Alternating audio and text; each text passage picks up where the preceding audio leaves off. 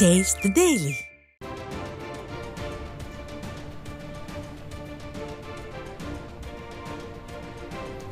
அண்மைச் செய்தி.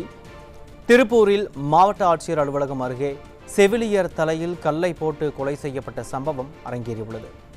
ஸ்டாலின் மாடல் ஆட்சியில் மாவட்ட ஆட்சியர் அலுவலகம் அருகிலேயே நடந்த இந்த துணிகர கொலை சம்பவம் குறித்த கூடுதல் தகவல்களை நமது செய்தியாளர் பாலசுப்ரமணியன் அவர்கள் கேட்கலாம். பாலசுப்ரமணியன், வணக்கம். என்ன நடந்தது? முழுமையான கள நிலவரங்கள் என்ன? நிச்சயமாக அருண். அதாவது திருப்பூர் மாவட்ட ஆட்சியர் அலுவலகம் அருகில் இளம் பெண் ஒருவர் கல்லால் தாக்கப்பட்டு கொலை செய்திருக்கலாம் என்ற சம்பவம் பெரும் பரபரப்பை ஏற்படுத்தியுள்ளது.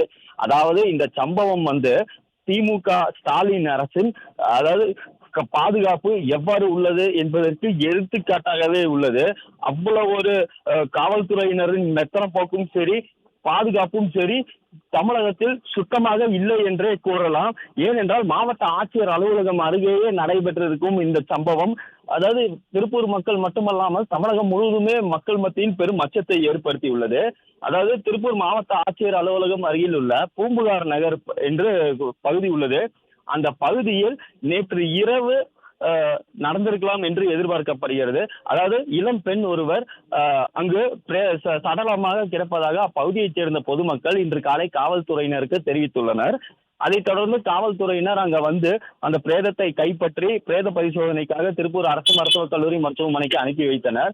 மேலும் அந்த பெண் கல்லால் தாக்கப்பட்டு கொலை செய்யப்பட்டிருக்கலாம். ஏனென்றால் முகம் சேதமடைந்துள்ளதாக முதல்கட்ட விசாரணையில் கூறப்படுகிறது. அதே போன்று அந்த பெண் கற்பழிக்கப்பட்டாரா இல்லையா என்பது இனி வரும் பிரேத பரிசோதனை முடிவு பின்பே தெரிய வரும் அருண். மேலும் பார்த்தோமேயானால் அந்த சம்பவம் நடந்த அருகாமையில் அந்த இரும்பு அறை என்று அழைக்கப்படும் ஸ்ட்ராங் ரூம் உள்ளது. அங்கு 24 மணி நேரமும் காவலர்கள் பாதுகாப்பு பணியில் இருப்பார்கள். ஆனால் அந்த ஸ்ட்ராங் ரூம் அருகாமையில் நடைபெற்றிருக்கும் இந்த சம்பவம் காவல்துறையினரின் அலட்சியம் மற்றும் அவர்கள் தமிழக மக்களுக்கு சரிவர பாதுகாப்பு கொடுக்கவில்லை என்றே இது எண்ணப்படுகிறது. ஸ்டாலின் அரசின் கீழ் இயங்கும் காவல்துறை மிகவும் மெத்தன போக்காகவே உள்ளது.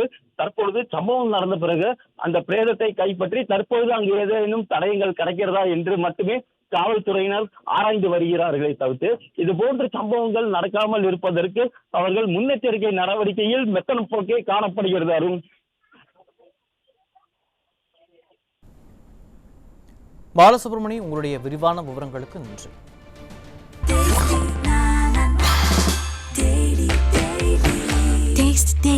Taste the Daily.